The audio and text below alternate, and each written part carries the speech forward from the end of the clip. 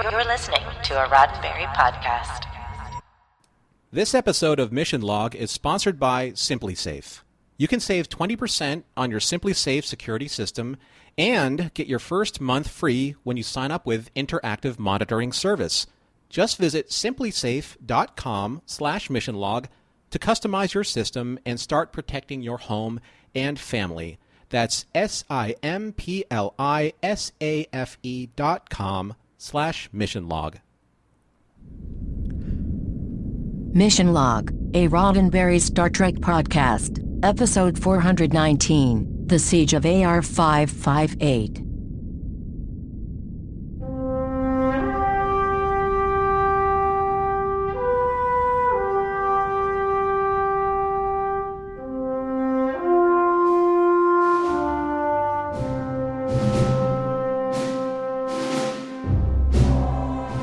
Welcome into another episode of Mission Log, a Roddenberry Star Trek podcast. I'm John Champion. And I'm Norman Lau. Each week on Mission Log, we hunker down, dig in, and brace ourselves as we take a look at each and every episode and film in Star Trek to seek out the morals, meanings, and messages contained therein and see if they have withstood the test of time.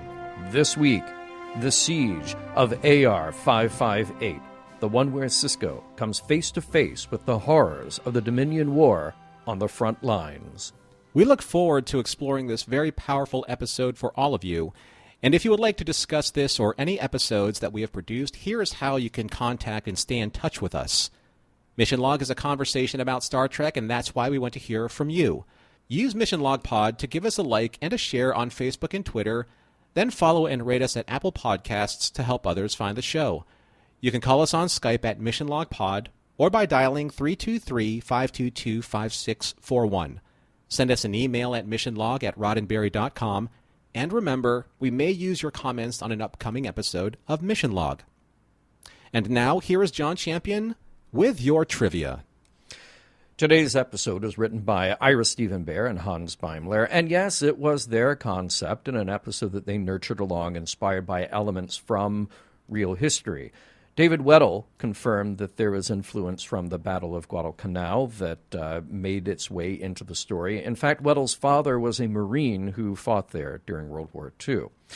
It was directed by Wienrich Kolbe, a familiar name for us since Wienrich worked on many TNG and DS9 episodes, and this being next to the last one that he did in DS9's run, but we will see much more of him on Voyager.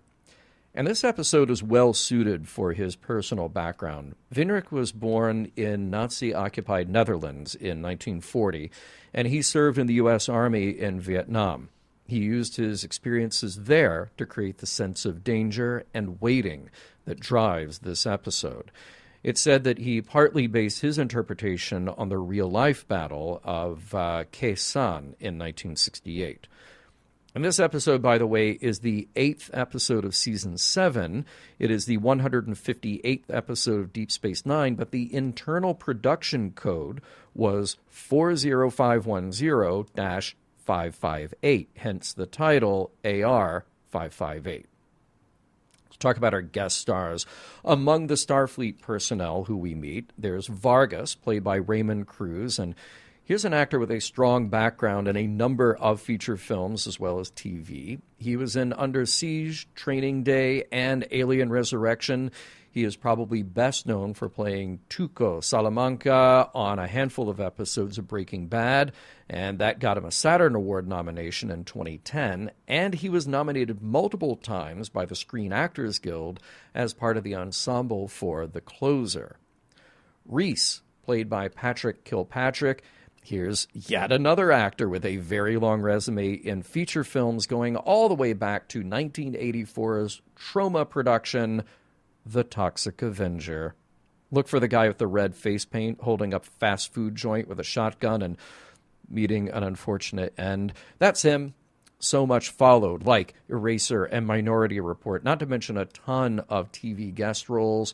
We will see him twice more when Patrick returns for 2 roles on Voyager. Kellen, played by Bill Mumy, and that should be a well-known name to genre fans. He's an actor, a writer, a musician, fish heads, anyone? And also happens to be a sci-fi fan and a friend of Ira Stephen Bear. You may best know Bill from either Babylon 5 or as young Will Robinson on Lost in Space, yet this is his only Star Trek appearance. And in command of them all is Lieutenant Larkin, played by Annette Held. We've mentioned Annette once before. She was in the third season DS9 episode Visionary, in which O'Brien started having visions of the future. She was also in a small role in the movie Star Trek First Contact. And while there's a good number of TV and film roles on Annette's resume through the year 2000, it is on stage where she has done a tremendous amount of work with many repertory and Shakespeare stops along the way. We will see her again when we reach Voyager.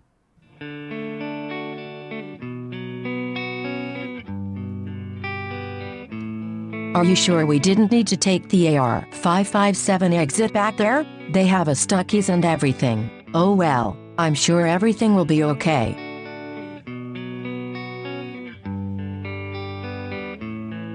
Prologue. It's open mic tryouts in Vic Fontaine's lounge as Rom finishes singing the classic standard, "The lady is a scamp." Well, at least that's what Rom thought, hoping to impress Vic and get the gig.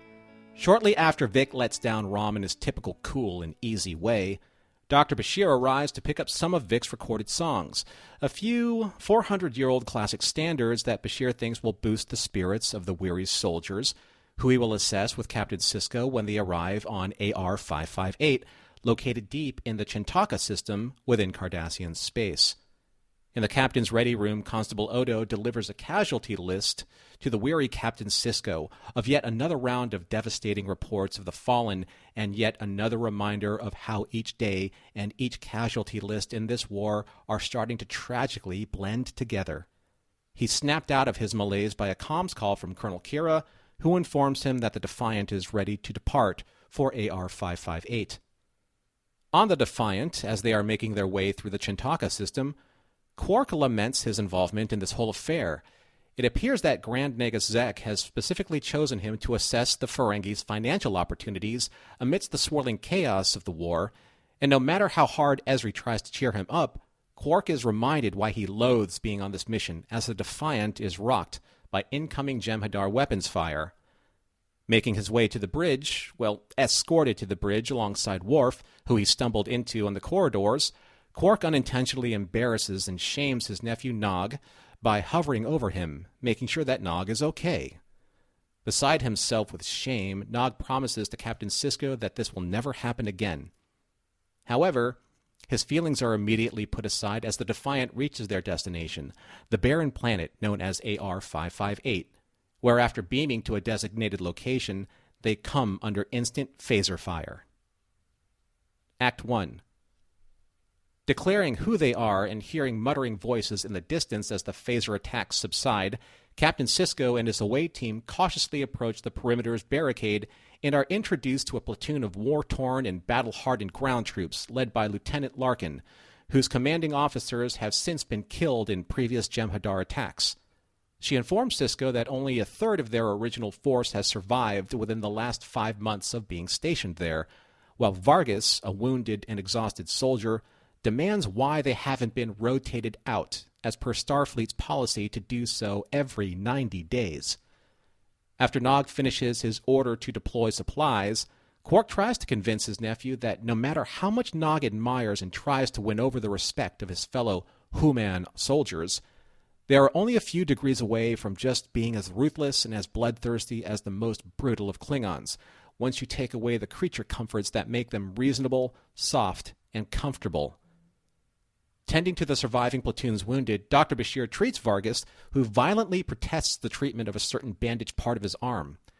It was the last thing that McGreevy, a fellow soldier who annoyed Vargas to no end, did for him, until a phaser blast ended McGreevy's life. After treating the wounded and assessing the situation, Bashir advises Captain Sisko that both the health and the morale of the soldiers, due to their prolonged stay and constant sorties with the Jem'Hadar, has pushed them to the breaking point. Afterwards, Lieutenant Larkin gives Sisko a tour of the reason why the Federation has dug in so deeply on AR-558. For the past 5 months, the Federation platoon was ordered to defend a Dominion communications array, but have yet to find out how to make it work to track sensitive enemy information exchanges. But all of this will have to wait, as a muffled explosion in the distance is heard. To Sisko's shock, Larkin and another frontline veteran named Reese inform the captain that a cloaked anti-personnel mine dubbed Houdinis are yet another way that the Jem'Hadar has imposed their will over the beleaguered Starfleet soldiers. But as Reese is so caustically to point out, it's not the captain's problem, as he will be leaving soon. Suddenly, Worf contacts Sisko from the Defiant and informs him that he's under attack by the Jem'Hadar and that ground troops have been beamed down to their location. Sisko orders Worf to break orbit and that he and the way team are staying behind to defend their position and to hold. Act 2. Base fortifications are underway as Sisko and his platoon prepare for the inevitable, and before Nog's exceptional hearing can pinpoint any enemy movements, a wave of Jem'Hadar soldiers decloak and attack the Federation barricade as they open fire on the enemy, who strangely doesn't fire back. Reese, being the experienced combat veteran that he is, declares that something's wrong. The Jem'Hadar platoon is simply a diversion, holographic soldiers whose only purpose was a fact-finding mission to assess the defensive capabilities of their Starfleet counterparts, and they succeeded spectacularly. And just as soon as they let their guard down, another Houdini mine explodes, and another soldier drops to the ground. Inside the compound, Ezri has been closely working with crewman Kellen, an engineer who has survived the Jem'Hadar siege these past 5 months. And even though they have been hard at work trying to access the communications array, Sisko orders both Dax and Kellen to redouble their efforts and shift their attention to finding a way to isolate and locate the Houdinis, which have become their most primary threat. Meanwhile, as Nog stands vigilant on his sector of the barricade, Uncle Quark tries to offer him both comfort and food while debating the finer points about what it means to be Ferengi. Meaning to Quark, this war could have been prevented by negotiating with the Dominion so everyone would benefit. You can't profit if you're dead.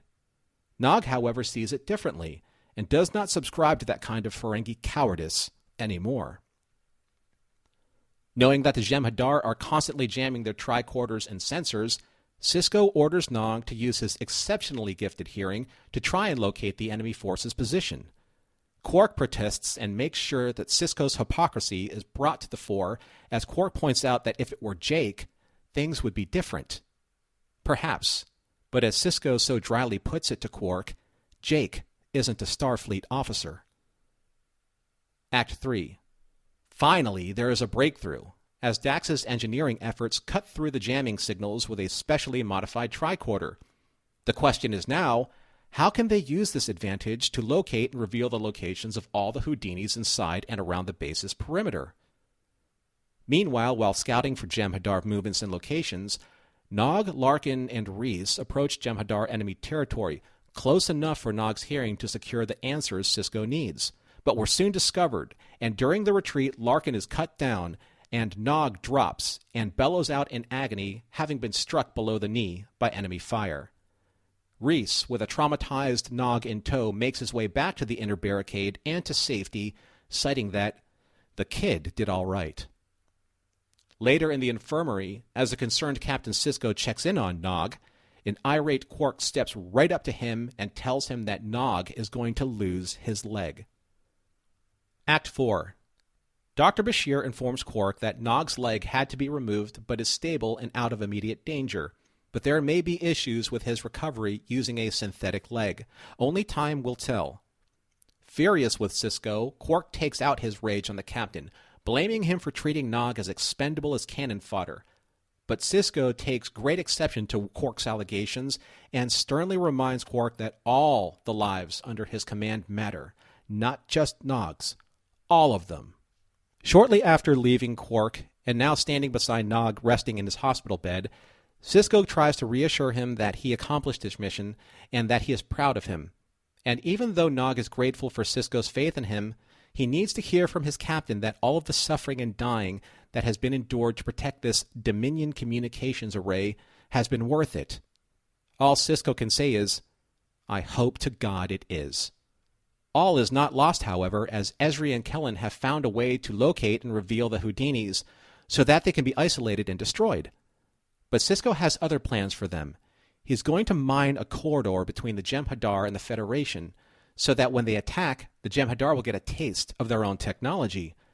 However, Ezri reminds Sisko that he will be using the very technology that not long ago he condemned for being an inhuman weapon, the kind only the Dominion would use. And as the remainder of the Starfleet forces make ready for the onslaught of Jem'Hadar hordes, a strange yet soothing sound echoes within the caverns. It's Vic Fontaine's voice. Dr. Bashir is hoping that piping the recordings that Vic gave him earlier through the base's comm system would help ease the tension of an already hyper-alert platoon who could use even the briefest of mental respites. Quark, however, chooses to remain by Nog's side and watch over his dear nephew come what may. Soon, in the distance, telltale signs of the battle have begun. The Houdinis are working their magic by thinning the Jem'Hadar columns as planned. But were they enough? They weren't, as waves of once distant silhouettes burst through debris clouds and smoke, crying out for war as Sisko orders his platoon to open fire. Act 5. Wave after wave after wave of Jem'Hadar throw themselves in front of each other, soaking up enemy phaser fire and eventually overwhelming the meager Federation resistance that Sisko is so desperately trying to hold together. The battle is joined. The Jem'Hadar have fought past the barrage of Sisko's phaser defenses, forcing the far physically weaker Federation troops to engage in hand-to-hand combat. Reese manages to cut down his assailants, but Vargas is lost to overwhelming numbers, as is Kellen, who protects Ezri from a Jem'Hadar blast, which was meant for her. As the Jem'Hadar penetrate the base, even the infirmary was infiltrated, but a well-armed Quark managed to protect Nog with a lightning-fast draw of his phaser, cutting down his assailant. Outside, however, upon the barricade, and drowning in the violent chaos within, a severely wounded Sisko loses consciousness and watches his forces buckle as his vision turns to black. Awakening sometime later and surprised to see a very much alive Reese standing over him, Sisko gets up and realizes that so many were dead, but they did in fact hold. Later, as fresh reinforcements are deployed to reinforce the station, Worf informs Sisko that Nog has been taken by Dr. Bashir to the USS Veracruz for proper medical attention. Worf reminds the captain that a great battle has been won and that songs will be sung about it, which makes Sisko reflect on the cost of it all. Later, on the barricade, Sisko and Reese watch closely as so many new and raw replacements, children, take their place in the war as he did 5 months ago. And before beaming out, Reese almost ceremoniously throws his makeshift dagger into the sand. Safely back aboard Deep Space Nine, Sisko is met once again with the next casualty report. As Kira arrives to check in on him, he tells her that there are 1,730 names on this new list, and that even though there are so many, each one of them will be remembered for the ultimate sacrifice that they have made. The end. So we got to open with something lighthearted, and I just love Rom auditioning because it is just as cute and awkward as we would expect, and a nice short way to work Vic in for this episode, but also have that give us some payoff later. I know that in some previous episodes, you and I have both felt like, well, we love Vic, but you take up these chunks of scenes with him where they do a whole song, and it just feels like the pacing gets a little off kilter. Yeah. I thought this was such a good way to use him and then not have him overstay his welcome or divert the story too much. And from what I understand, Max is actually a very good singer. Really? Yeah. Well, yeah. He does the Rat Pack show at Vegas with Jeffrey Combs and Casey Biggs, and I think Armin is in there. Yeah. So not surprising. There's a quote that stands out for me. The irony of this scene is palpable. It's when Quark is standing with Sisko and telling him that, he's basically protesting that Nog has to be sent on a dangerous mission. And he says, I bet you wouldn't send Jake out there. And Sisko says, Jake's not a Starfleet officer. That's not an answer. That's not an answer. It's evasion. That's the way I see it. Yeah. All right. Yeah. All right. I mean, he has a point. They both have a good point. And I agree that may not be the most satisfactory answer. What I will say, though, is that I love right after that. Well, not right after that, but a little later in the episode, Sisko actually just like, look, I'm going to tell you this one last time, and puts Quark in his place. And I thought that was kind of a marvelous way to have these two competing ideas, these competing characters, with short scenes, actually land some meaningful moments between them. You know. Let's see. And I kind of just referenced it a moment ago, but I like that we get Vic's music recorded, and he references, maybe I could do a USO thing, because it drives home that wartime experience. But I did have a question about that. In a hologram, does Vic actually have to make recordings, or does the computer just download somehow manifest them, and then boom, here's a data rod for you to take with you? I have a question for your question. Okay, fair enough. So did Vic record them on a holographic data rod in the hologram? Okay, so how does that work? Yeah, so I thought about that, and maybe it's sort of like Dr. Pulaski eating a real crumpet in the holodeck on the Enterprise, where everything's holographic, but every now and then the computer basically can just replicate a thing. So a singular thing like a crumpet, or in this case, a data rod with a recording on it. I'm being cheeky, so all of you out there, you know that Bashir gave him the data rod prior to his recording. Please relax. Yeah, there you go. Fair. I think that is totally fair. Now, I will say that having Quark along for the mission, it felt like it was stretching it a bit. We'll come back to that a little later. I'm sure the pros and the cons there. But, you had to have a scene to justify why he's there, because everybody is going to ask, why is he there? So they did it. They got out of the way up front. But it still sort of makes you question, like, okay, really? But it leads for great tension later on, as I quoted earlier, that those scenes between Sisko and Quark had to happen. They had to happen in this episode. Yeah. So I love like textural juxtaposition. So when the Houdini mines were basically thinning out the hordes of Jem'Hadar, and then you had Vic Fontaine's song literally score that entire scene. Yeah. I thought that was absolutely marvelous. I thought it was a masterstroke in the aesthetic and the choices made to capture that sentiment in that scene. Yeah.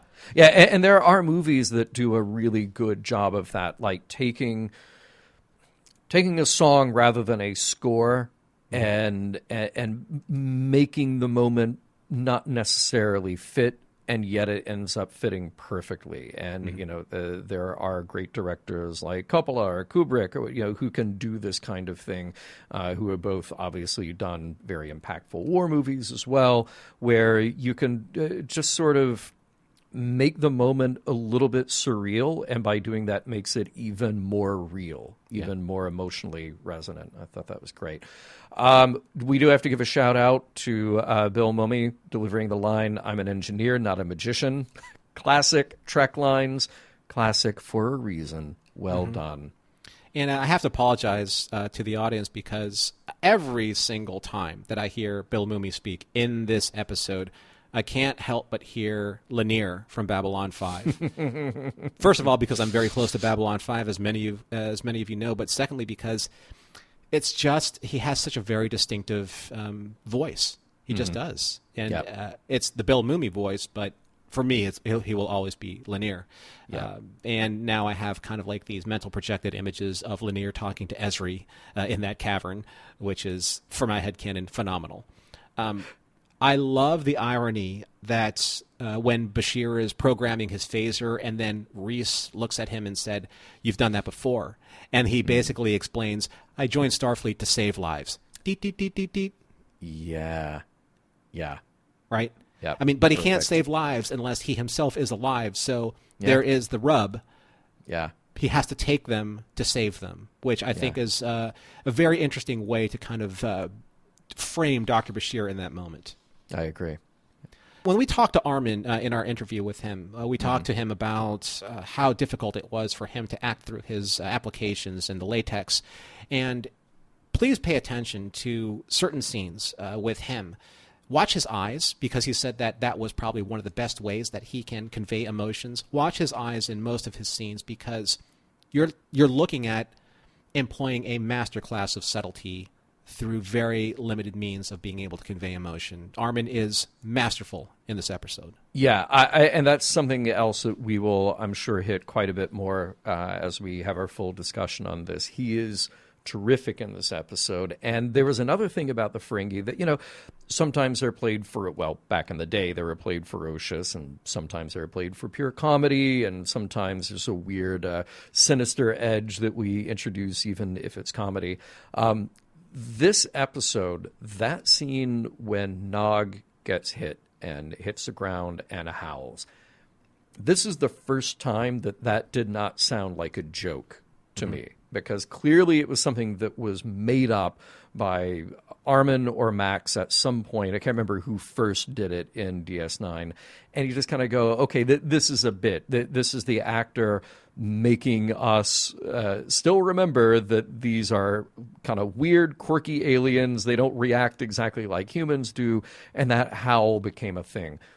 This is the first time it felt terrifying and not like a little bit that an actor is doing. It was bone-chilling. Yeah. Absolutely bone-chilling. And literally landed that scene, the emotional impact of that scene. Yep. And I really love at the end when Patrick Kilpatrick, his Reese, he throws his dagger in the ground. Now, I took it as being like, I'm going to bury my past. I'm going to leave it all here. I'm getting off this rock. I don't need this anymore. I'm done. That's how I took it, too. Yeah. Okay. Because he left it, or did he leave it for the next possible Reese to pick up and take on the mantle? Oh, interesting. Wow. Like, no matter what happens, if you come here, you will have to pick up this knife and fight to survive. It's a bit dark in an already dark episode.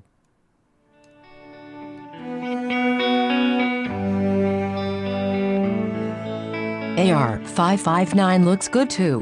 A donut shop renowned throughout the entire quadrant. I'm just saying, anywhere but AR-558.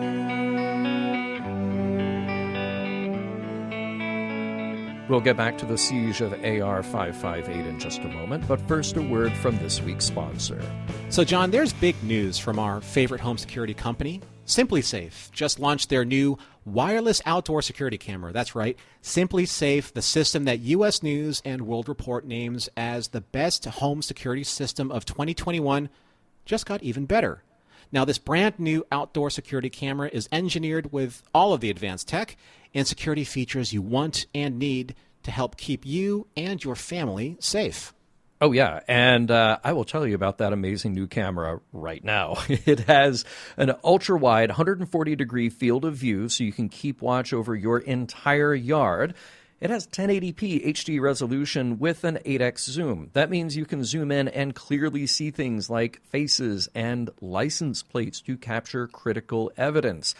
It has a built-in spotlight with color night vision, so you can keep an eye on what's going on day and night. And it's simple to use and set up and usually just takes minutes. And it has an easy-to-remove rechargeable battery, so it doesn't need an outlet and can go anywhere on your property. That's actually one of my favorite things about SimpliSafe is the amount of wireless that is built into their products and the ease of use with their app. I mean, having everything accessible on a smartphone is brilliant. Definitely makes these the security system of the 21st century. And, by the way, this camera has it all, and it integrates with your SimpliSafe home security system, extending its protection to the outside. Together, it means every door, window, and room are protected, and now your property will be too. So to learn more about this exciting new Simply Safe wireless outdoor security camera, visit simplysafe.com/missionlog. What's more, Simply Safe is celebrating this new camera by offering 20% off your entire new system, and your first month of monitoring service is free when you enroll in interactive monitoring. Again, that's simplysafe.com/missionlog. Well, we mentioned in the last segment, but let's talk about Armin, and specifically let's talk about Quark, because there is something that is such a change here that I really love getting after 7 seasons, 6.5 into the 7th season of this character. Now, yes, let's dispense with the idea that it is a little weird that he is along for this mission at all. But once we can accept that he is there, I think they use him brilliantly. And it makes us as the audience really ask some questions about him and the totality of Quark that we have seen over all these years. Mainly, where has this serious, thoughtful side of him been all along? It's sort of like the Quark that we see at the bar is an act, or if not totally an act, it is a persona. Mm-hmm. And it makes you wonder where the real Quark ends and the persona begins, and how much of that is genuine or not. I love being thrown this kind of curveball this far into the series, Mm-hmm. And we've seen these little moments of growth in Quark where you start to see his principles really come out or develop over time, and standing up for principled positions. It made me think, what else has he seen in his life? What is the history of Quark that has made him so strongly interested in Nog's life at this moment in Starfleet? It really changes everything, the way you look at him now. You go, well, he's the fun-loving bartender, but there's got to be a history there as well. Of course he's concerned. Of course Nog is family, and this is war. But it's also this battle of principle and priority and philosophy that I just found so incredible to watch. And to your point earlier, Armin underplays it perfectly. Mm-hmm. This is not the Quark who's sort of yelling and getting the upper hand and verbally sparring at the bar. It's the dramatic moments that have the real payoff for me here. Or even the Quark when they were trying to take, Jadzia's memory to Sto-vo-kor, when he's on the bridge. Yeah. Because we actually really didn't like that Quark. We thought that Quark was obnoxious and overbearing and demanding. And overstepping his bounds. Yes. In a big way. Yeah.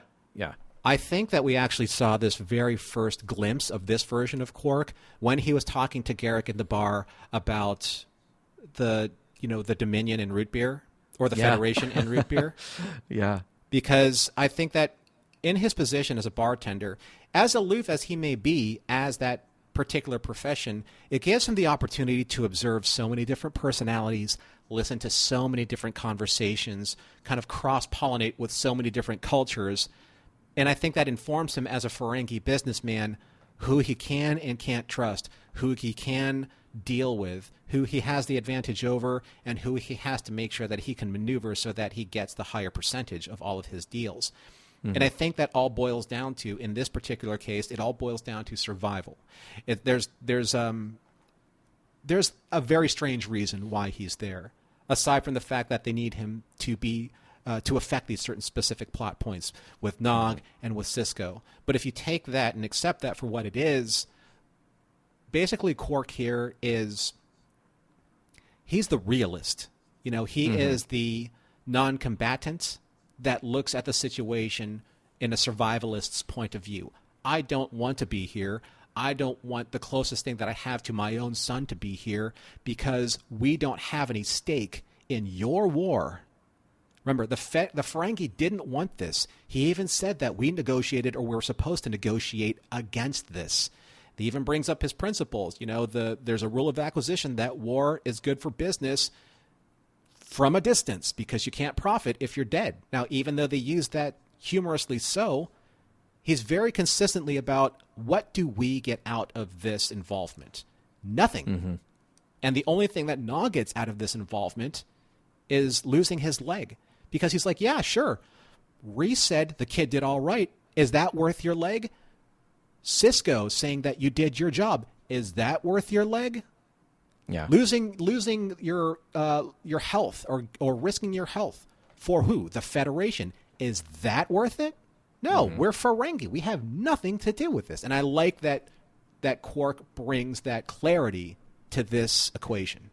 Well, what Quark is doing, he's representing this side of Nog that Nog has tamped down in order to pursue this career with Starfleet. You know, you can't, there really is nobody else who would have this conversation with Nog except inside Nog's own head. Mm-hmm. You know, because there has to be a part of him that is afraid and that definitely would see the consequences or all the possible consequences of their course of action here. But Rom isn't going to be this voice. Right. Nobody else who's there in their official capacity is going to be this voice for him. So you really need Quark there to express what has to still be a part of Nog somehow. The only thing that bothered me about Nog's attitude in this whole episode was, why is he still that Red Squad cheerleader, right, for the officers? He doesn't know Rhys from Adam, yet he puts him on a pedestal because he's seen war. Mm-hmm. All of these officers that have been on 558, they've all seen 5 months of very consistent fighting and war, have died, have bled, and Nog idolizes them. Yeah. Why? Yeah, I was trying to figure that out because Nog has been through a lot already. Yes. He's not totally green. And I did wonder, like, is he, I guess at this point he is the best proxy just to have that sort of character. There's nobody on 558 who would still be feeling that because they've all been through the worst of it. But you think, okay, at the end of his experience with basically a cult ship, he would have woken up a bit, handed in his Red Squad pin, and said, okay, I'm done with this.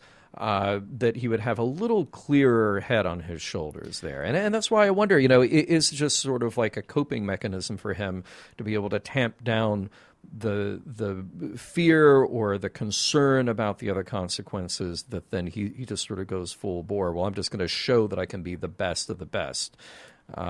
It's hard to say with him. My worry is that he will become the apologist for Captain Sisko's choices.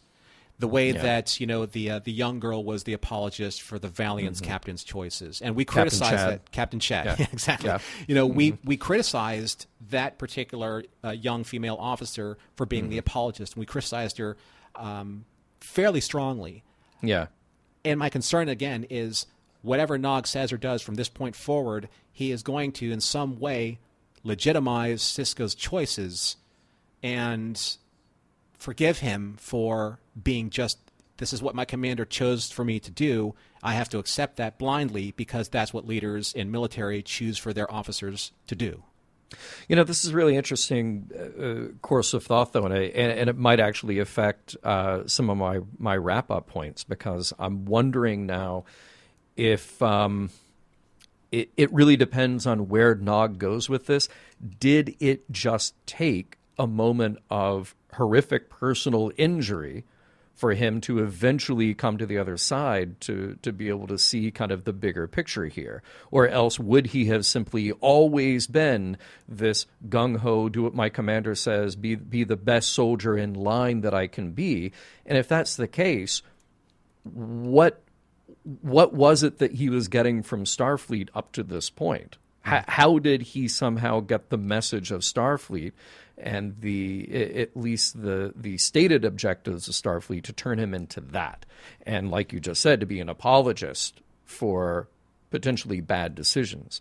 So I wonder, you know, obviously there's more to this story to follow. There's more of Nog to follow.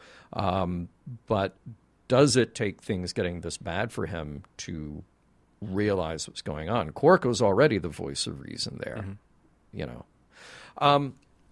Let's move on a little bit because I do want to talk about Starfleet since I mentioned them and mention kind of what is the driving force there, what is their, in this case, responsibility to those officers who are on AR-558. Where are they? And is this simply an unwinnable scenario? Presumably all their other ships are taken. They're all on other important missions. They are stretched thin. We keep getting that implication through the episode. But by the end, we have another ship show up to be able to cycle out some of these officers. It just happens that Sisko and crew were almost at the end of the original. But look at the scenario. You've got officers who are taking a beating, who need relief in a place that is important and strategic, as we are being told over and over again. Why aren't there more ships in the area to protect it? Those soldiers cannot do their jobs if they are worn down that far. Mm-hmm. So is Starfleet just being completely irresponsible, or do we just have to fill in the blanks in our heads for this story to make sense to say, well, there was no other way? I'm not a fan of that conclusion, to extrapolate that conclusion, because they set up their own goals. In what Vargas said, that Starfleet's policy is to rotate soldiers out every 90 days. Are we to assume that then Starfleet is so unable to actually meet their own policy that they would jeopardize this very specific, very important communications device because they can't? So that's a corner that the writers themselves painted in. They didn't have to say that was their policy. They were saying, we will do the best we can to get our very stretched thin resources replenished as soon as possible, because so it just took 5 months and how many hours? 72 hours to get a full squadron replenish that base? Yeah. If they knew that, then why would Sisko and company go there to begin with? Yeah. Exactly. Right. It's like the end of any war movie, and I say this, sarcastically so, that all of a sudden this giant battle takes place. Most of the major characters that you fell in love with from the beginning of the movie to the end die horribly, and then at the end, when the smoke clears and the sun rises, there's an entire fresh platoon that just sweeps in to clean everything up. That is a load of narrative irresponsibility. It really is. Yeah. Because you don't set up expectations just to subvert them because the heroes have to sweep in and save the day and clean everything up. I think that is actually very, very irresponsible writing. Yeah. Well, okay, let's talk about something else that could be in question vis-a-vis Starfleet and what's going on here. There's not a whole lot made of that ethical discussion about using the Houdini mines. Look, Ezri calls it out, and Captain Sisko has a point. Mm-hmm. End of discussion. That's it. Ezri says her 2 sentences. Sisko says 1 sentence. And that's the end. And then, yes, it leads to a very dramatic outcome in the story. But I wondered, had this been a different show, would we have had a longer discussion about the fact that they're doing this? I mean, if we were to cut them a little slack on this, this is an enemy weapon. There is not something that is made specifically about part of Starfleet's charter or rules to say we absolutely do not use these no matter what, like we did with a cloaking device that we decided at some point we'll just use anyway. Well, they were way bigger than small mines. Yeah, exactly. But in this case, okay, we have a cloaked mine, which seems to raise at least some question, and then we just proceed right ahead with using it. Justified or not? Well, I think the algebra of this equation is when Sisko says, these are...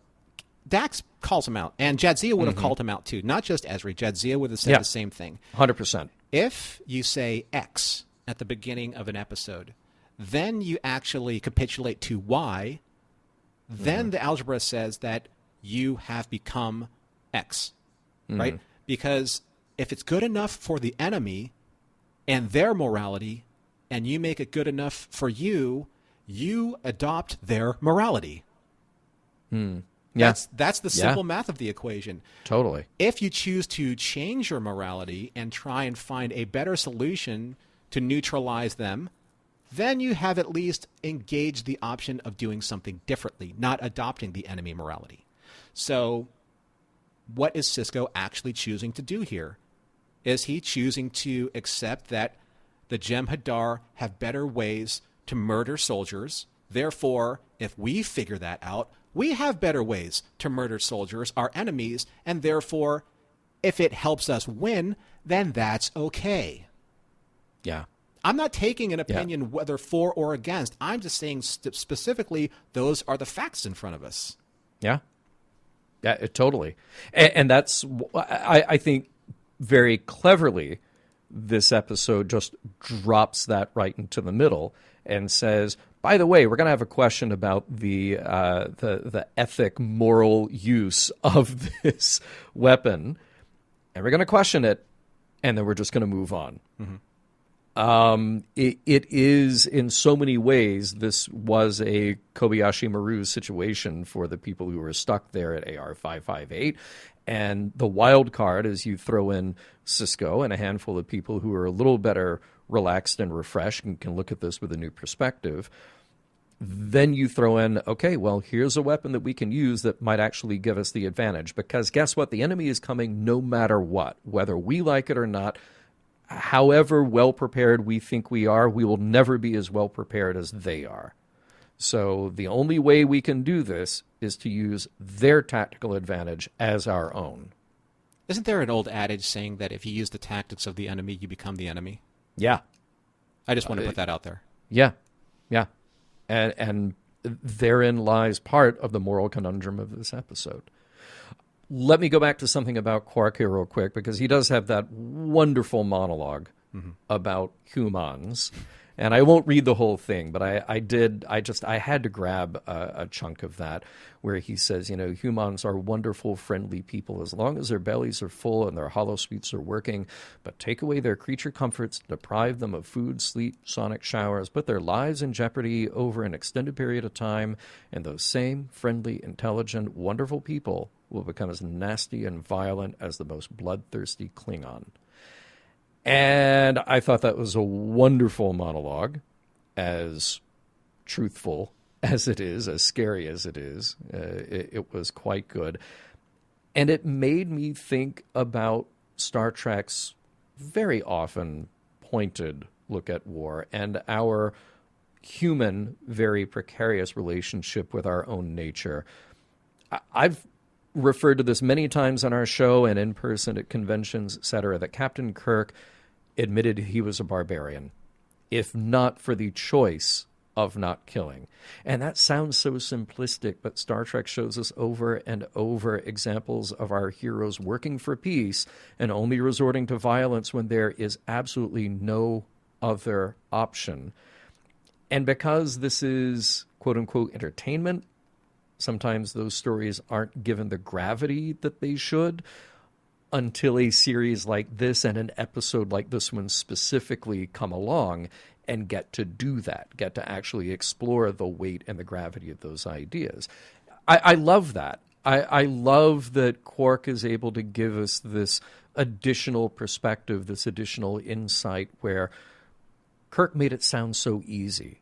I get to choose. And we've referred to that on Mission Log before, just, well, look, war is terrible, war is hell, but we can choose to not be there. The problem is, what if the other guy doesn't make that same choice with us? And what if we are forced into a corner? How do we act again, and how do we maintain our same sense of ethical self, even when we are forced to do things that we wouldn't otherwise do? And, Quark is very correct in his assessment. I'm saying that I wish that he weren't so correct, but he is. It's always just going to be a matter of where that line is, that you can still keep making the best possible choice. I would argue that, as I've said on Mission Log many times, the line is that you always choose to do the right thing, even when it's the difficult thing to do. But here's Quark making it that much more difficult for the humans that he observes.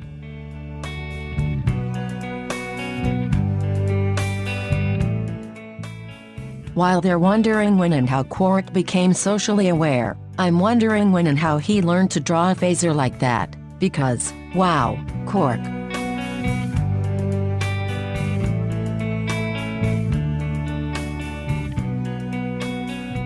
So we have come to the end of our discussion regarding the siege of AR-558. I could be pithy and I could be very comical here to try and lighten up the mood, but I really do think that we need to stay within the theme of this episode and see where we have landed, John, you and I, and see, does this episode hold up, and does this episode have any significant morals or meanings or messages? I'd like to dive right in with you and see how you felt about this episode overall, and then tackle the triple M's at the end. You know, it's an interesting thing whenever we get to this part of the podcast, specifically where we ask if the show holds up. And somebody just asked me about that the other day. And let me kind of give a refresher here for anyone who is joining Mission Log late or needs that as a refresher. This is a category that we purposely keep vague. Because we can look at a story and decide if the production values hold up, or maybe if the performances elevate the material, or maybe if the production sinks because it feels dated or poorly conceived. This is really just sort of an open-ended way to say, well, how did we feel about the episode before we get into what the episode's trying to say? And this is one of those where the episode of DS9, it is a rare exception, because I'm feeling like I'm almost reviewing something completely out of context. And that's a little weird to say. I get it. But because, yes, it is DS9. And it is still part of the Dominion War and this large arc that they've created. But they've essentially created this mini war movie that has its own characters and its own dramatic arc. And the production and direction and casting all reflect this. And in the end, it not only holds up beautifully in the context of DS9, but also as its own singular slice of TV. It's a rare DS9 episode where you could almost pull this out of the series, show it to someone with only a basic understanding of the overall story, and yet have it still work on every possible level. This is a kind of risk-taking dramatically and stylistically that I love to see Star Trek take.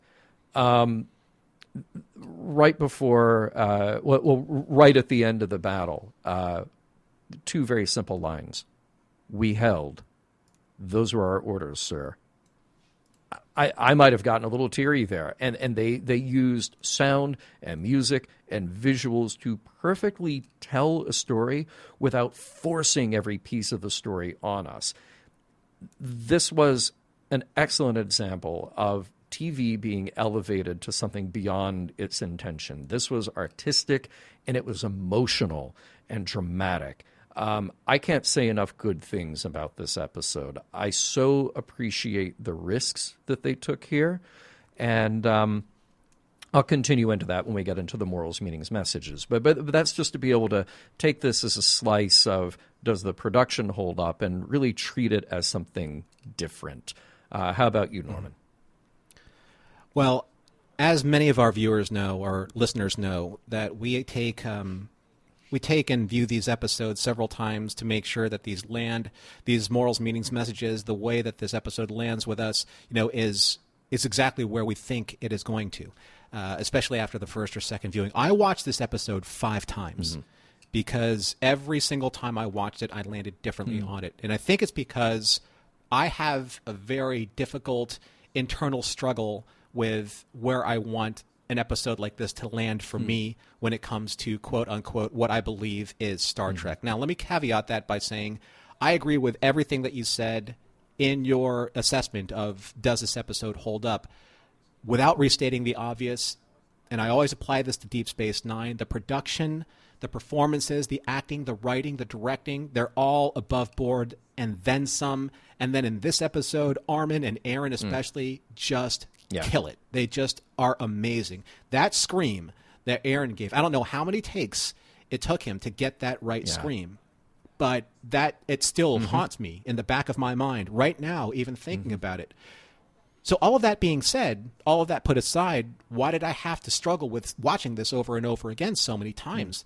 It's because I keep asking myself and filtering it through the subcategory of our mission statement on Mission Log. Is this Star Trek? And I really had to contemplate what that means to me as I'm watching Deep Space Nine. Or episodes like this. It doesn't necessarily mean it's Deep Space Nine only. Yeah. So, is this Star Trek? This is the question that we always challenge each and every episode as we work through them in every series of Star Trek. And to be completely honest, for me, this tone for me isn't Star Trek. And I think that this is the entire point of this episode and similar episodes in tone and execution. This episode isn't Star Trek for me. It's Star Trek for the fans who want to see Star Trek evolve and mature into a fandom and a franchise that gives them the morals and meanings and messages that they need for the context and the enrichment for their lives. And quite honestly, that is the most Star Trek ideal that I can understand about Deep Space Nine as a whole. Both individual fans and the whole of Niner fandom have found deeper meaning in this series than I ever will. And in doing so, it has enriched their lives in ways that I can't even begin to comprehend. And it's in the pursuit of that understanding that is in very fact at the very base of what IDIC is. And isn't that the truest of Star Trek philosophies? That is so well stated and so provocative. I really like it. I tend to, my hackles go up a little bit when I hear that phrase that you and I ask each other very often, is this Star Trek? Because I think in the worst way it can be misinterpreted by some Star Trek fans to think, well, we're gatekeeping, we're saying that this does or does not fall in line. And I think really what we're asking is, do we have some expectation out of Star Trek, the kind of stories that it tells, the kind of morals that we assume it wants to impart to the audience, or is it a format, or is it a particular type of collection of characters? What is it? And then where do our expectations fall along those lines? So, yes, it's Star Trek. It has the name Star Trek on it. But what do we bring individually here that says, okay, my understanding, my expectation out of Star Trek is a particular type of moral story. And to me, looking at this, I go, is Star Trek a war story? Well, there have been battles in Star Trek before. There have been references to wars in Star Trek before. I mean, go back to TOS, and you refer to the Romulan War. We know that this is constant Cold War with the Klingons, and there are spaceships that are blown up, and there are things that happen, But by the same token, it's not Star Wars. By the same token, it's not about the war story overall. But here it is, and DS9 has dug into this idea that we're going to explore this long arc war story. But we're also going to explore the very nature of moral and ethical decision-making within that. And you and I certainly have called out some things that did not sit well with us in DS9 as they did that. But I think this story is the rare exception where I'll say, okay, we're doing a war story, but we're doing it in a Star Trek way that I think gives this a bit more gravitas. And let me sort of segue that into what I pulled out of this as far as morals, meanings, messages go, because I'll be very curious to hear if we have parity on this at all. Just going back a step, we keep getting faced with what makes DS9 different, quote unquote, from other iterations of Star Trek. And it usually comes down to consequences or the lack thereof. And it often has to do with the realism of given situations. And Norman, you and I have pushed back a lot. And I think justifiably so whenever DS9 creates some situation which challenges our leads and then asks us just to consider how hard their decisions are and then sort of indicate, well, we should just go along with it because real life is hard. That can get frustrating and often makes me wonder why we're telling that story in the first place. Now we have an episode that is dark in every possible way, that is as gritty and real as anything we will ever see in Star Trek. And I can tell you that I love it because the messages are there about war being hellish and an unwinnable situation to be in. Even if you win, you don't win. There is still a human factor, a human cause. And I'm using human as a stand-in there for all the characters that we care about, for all the lives that we care about, that will ultimately cost lives, and that will always be the ultimate cost. And every one of those lives is worthy and impactful. We don't necessarily need to see Sisko learn that here. He already knows it, just as we all do, but we have a reminder at the end of the episode that the names on the wall aren't just names and numbers, they are lives, people who meant something to the people in their lives. Side note, when we record this specifically isn't really important other than to say that we are more than a year into a global pandemic as we do this, and we have gotten used to the idea of looking at case numbers and death rates just because it's part of... That's a great point, it is John. That is a great part of point. the news every day. I looked today, 10 minutes before we recorded this. The daily COVID death rates for the U.S. is a number that floats between 1,000 and 1,300 per day as of this week. And how many of those stop to look at those as names? Names of people who affected other people and whose lives are affected because they're gone. And I thought about reading that as Sisko would look at names on a wall that come in as a report from Starfleet.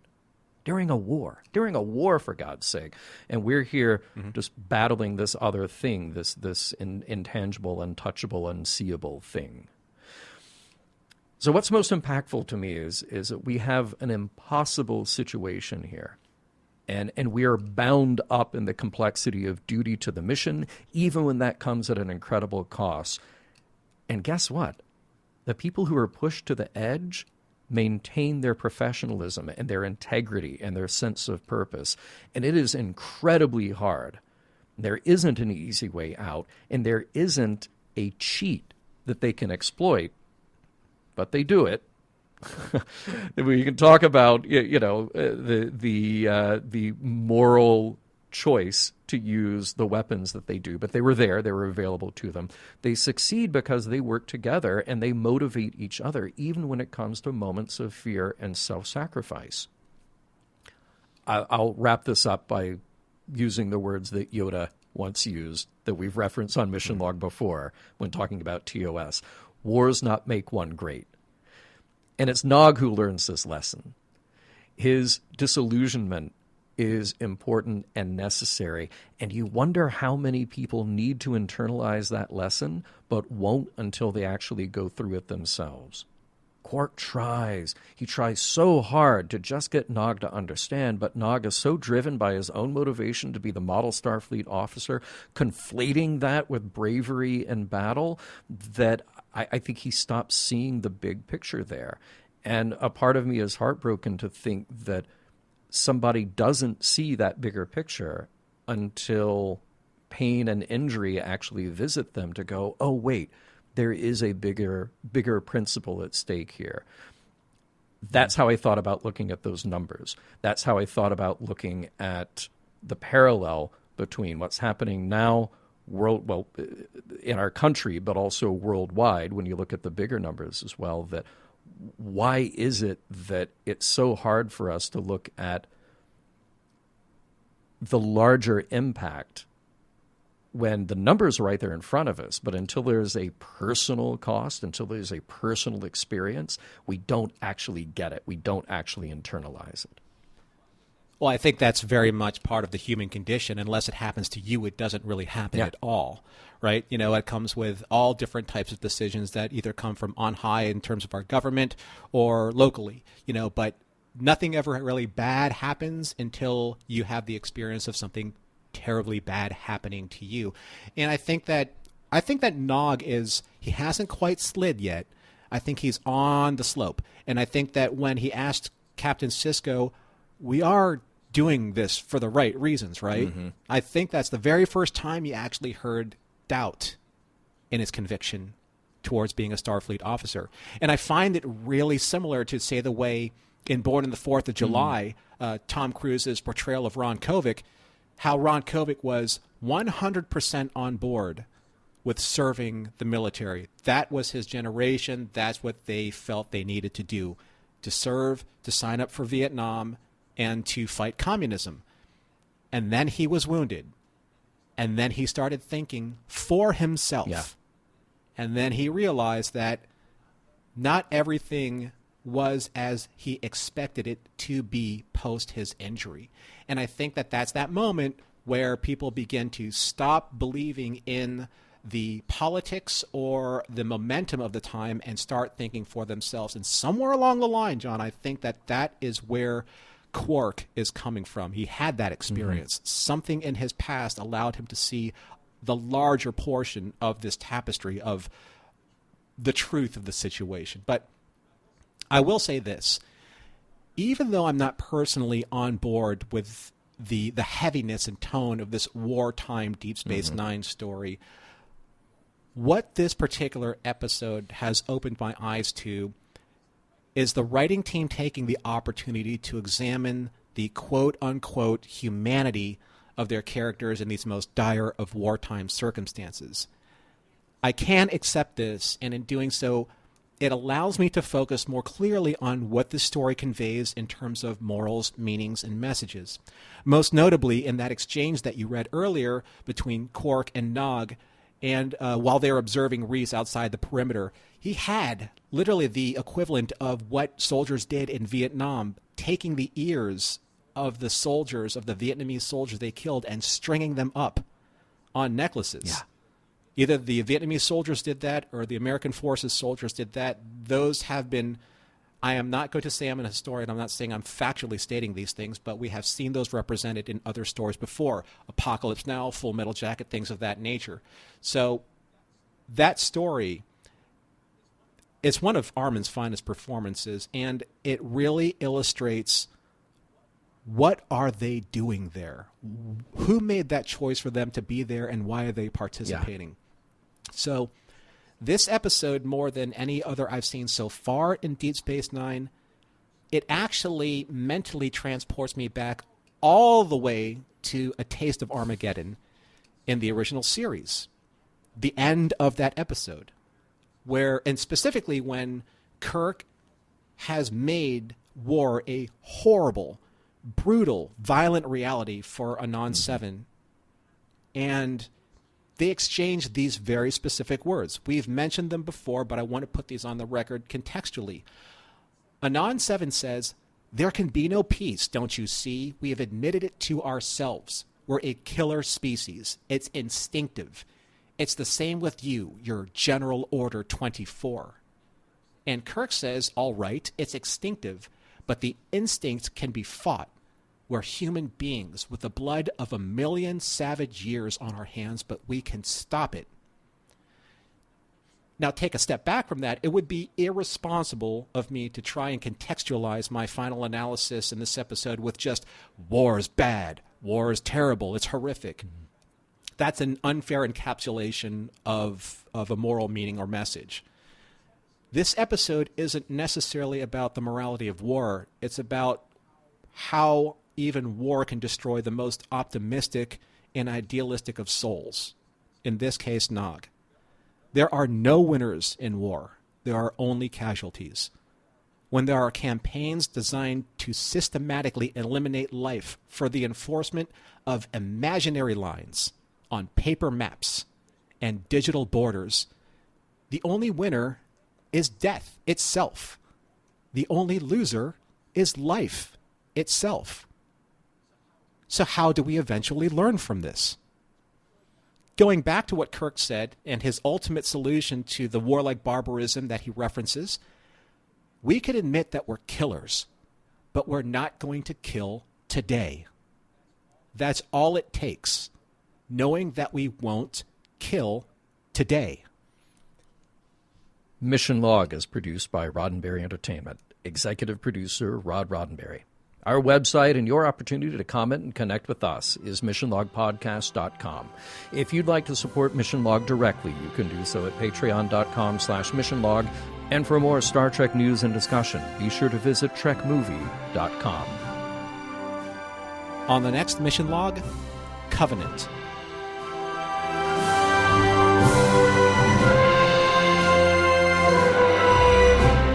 Some of the music for Mission Log provided by Warp 11, online at warp11.com.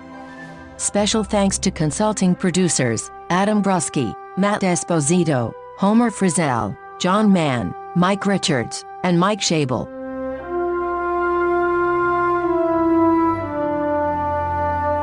AR-558 really has nothing to offer except all-you-can-eat Jem'Hadar. I am totally leaving this place a 1-star Yelp review.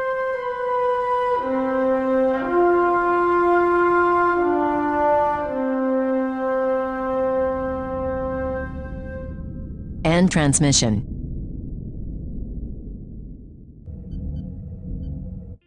This is a Roddenberry podcast. For more great podcasts, visit podcast.roddenberry.com.